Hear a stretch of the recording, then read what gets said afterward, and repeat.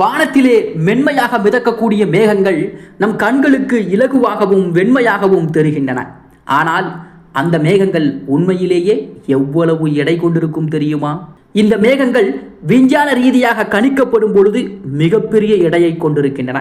ஒரு சாதாரண மழை மேகம் சுமார் 5 லட்சம் கிலோ எடை வரை இருக்கக்கூடும். அதன் எல்லா துளிகளையும் சேர்த்தால் சுமார் 5000 டன் ஆகுமாம். ஆனால் அவை வானத்தில் எப்படி மிதக்கின்றன? இதற்கு காரணம் அந்த நீர்த்துகள்கள் மிக மிக சிறியது என்பதுதான். அவை நம்மால் தனியாக பார்க்க முடியாத அளவுக்கு மென்மையாக காற்றில் மிதக்கின்றன. மேலும் காற்றின் உந்தல் மேகங்களை மேலே தாங்கி வைத்திருக்கின்றது.